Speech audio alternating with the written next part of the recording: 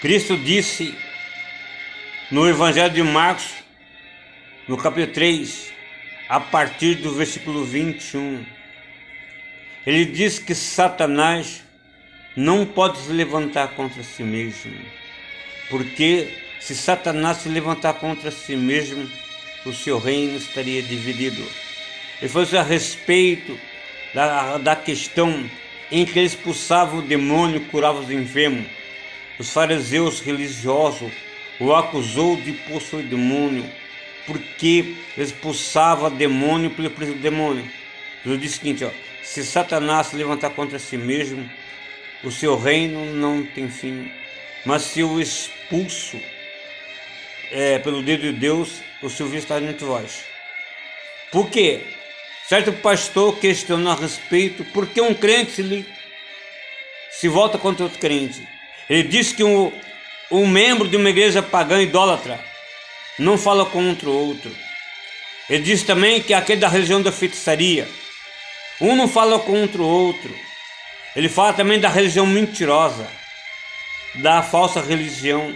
Um não fala contra o outro, mas por que um crente combate outro crente? À luz da palavra de Deus, Jesus disse que Deus, ele bate contra os falsos profetas, os falsos mentirosos, os mercenários. Quando o crente servo de Deus se levanta, bate contra determinado pregador, ou cantor, Deus está usando esse irmão para alertar a respeito desse falsos pregador. O próprio profeta Jeremias, ele confrontou o falso profeta Ananias, porque o reino de Deus confronta o diabo. O reino da terra, o diabo não confronta a si mesmo. Essa é a resposta para essas pessoas que ficam aí. Por que um bate no outro? Porque o crente que bate, ele é de Deus. Da mesma forma como Paulo, Pedro, Tiago, João, eles batiam contra o falso mestre, nós também vamos continuar falando. Por quê?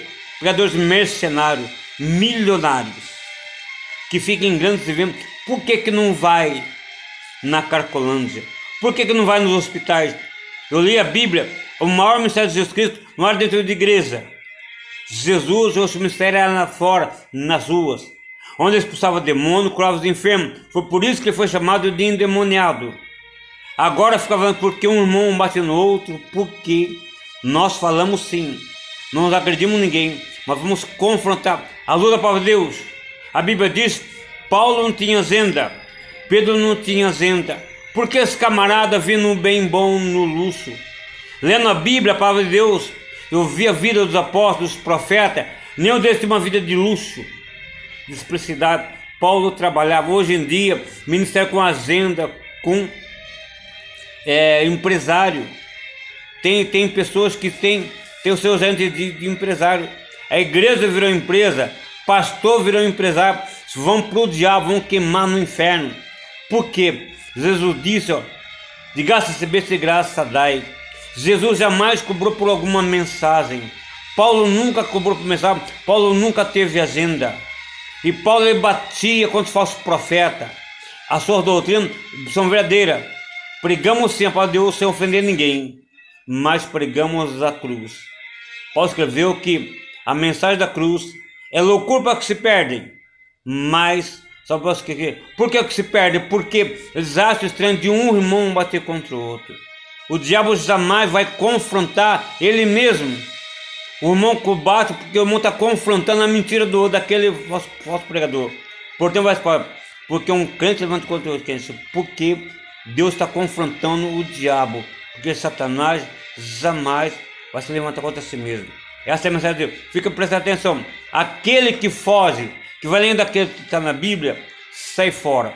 Sai fora de pregadores que cobram, que tem agenda, que tem agente, que tem telefone. Não.